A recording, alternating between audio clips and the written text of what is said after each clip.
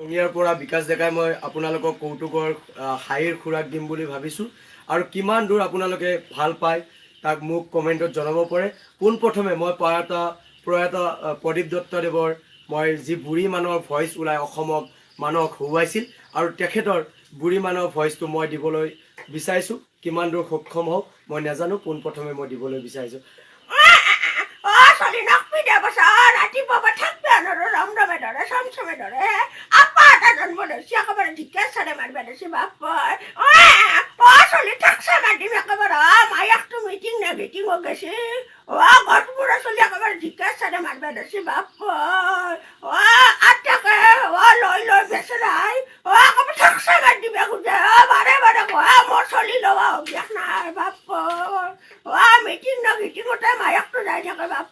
ধন্যবাদ জনাইছোঁ আৰু মই এবাৰ প্ৰাক্তন মুখ্যমন্ত্ৰী তৰুণ গগৈদেৱৰ মিমিক্ৰিটো এবাৰ দিবলৈ বিচাৰিছোঁ। সকলো ৰাইজে মিলি জুলি অসমত সকলোৱে বসবাস কৰিছে আৰু ভাল লাগিছে। মই যি আপোনালোকক সহায় সহযোগিতা কৰিছোঁ আৰু মিজা কাৰণে কিনা লগা নাইকিয়া আৰু দেশী দলটো ইম্পৰ্টেণ্ট কথা নাইকিয়া। মই এবাৰ এটি কৌতুকৰ মাজলৈ যাম। আজি মোৰ মনত বহুত দুখ। কিছুমান ল'ৰা ছোৱালী দেউতাকক মাতিব পাপা আৰু মাকক মাতিব মা। দেউতাকক যদি পাপা বুলি মাতে, মাকক পাপি বুলি মাতিলে কিডাল ক্ষতি হয়।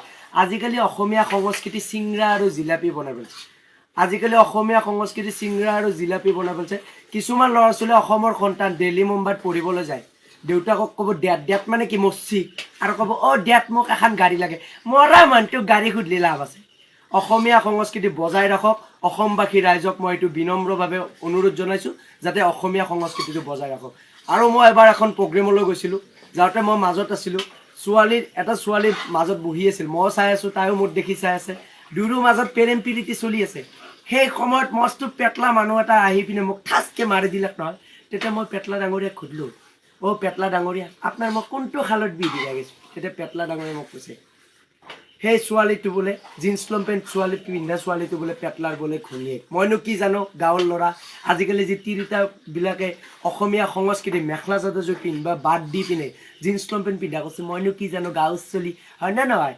আৰু শুনক, যদি বিয়া হৈ পিনে আপোনালোকে অসমীয়া সংস্কৃতি মেখেলা চাদৰযোৰ পিন্ধিব টান পায়, তাতকৈ বিয়া হোৱাতকৈ ঘৰতে বুঢ়ী হৈ থাকক, মেখেলা চাদৰ কি ঠিক কোৱা তাৰ কি হাফ পেণ্ট পিন্ধি ঘূৰি থাকিব পাৰিব। আৰু কিছুমান তিৰোতাবিলাকে যি আজিকালি সেন্দুৰ লৈ লাইচেঞ্চ তাকো নাও মন্ত্ৰীকে আগত দেখি লৈ কিয় লৈ জানেনে? আজিকালি আপিগিলাকত পলাই যাব, তিৰিগিলা বেছিকৈ পল গৈছে। আমাৰ সুৰবা টানছি ব্ৰাছৰ লগত কলগেট ফ্ৰী। মই এইটোভাৱে কৈছোঁ যে আপোনালোকে অসমীয়া সংস্কৃতি বজাই ৰাখক। এইটো মই মেছেজ দিছোঁ, আপোনালোকে যাতে অসমীয়া সংস্কৃতিটোক অপলংঘ নকৰে, অসমীয়া সংস্কৃতিটো বজাই ৰাখক। মই এইবাৰ কৌতুক এটা ক'ম, কৌতুকৰ মাজলৈ গৈছোঁ।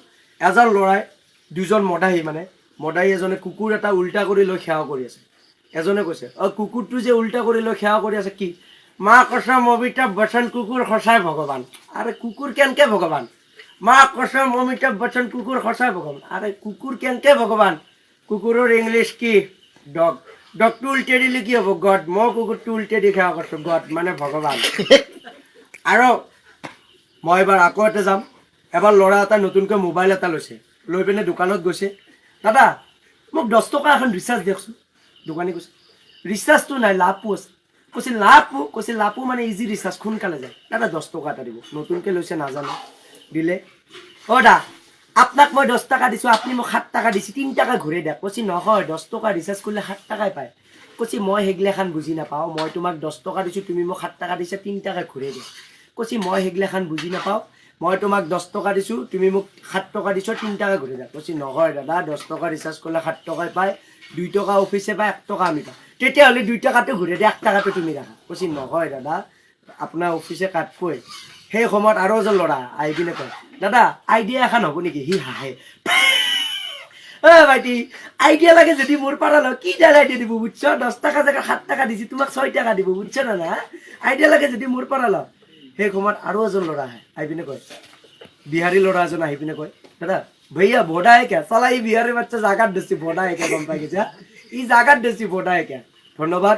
মই বেছি নকওঁ। আকৌ যদি আপোনালোকে কিবা মোক ভুল ভ্ৰান্তি ভাবিছে মোক ক্ষমা কৰি দিব আৰু এই যদি ভিডিঅ'টো আপোনালোকে ভাল পাইছে মোক নিশ্চয় কমেণ্ট কৰিব। ধন্যবাদ।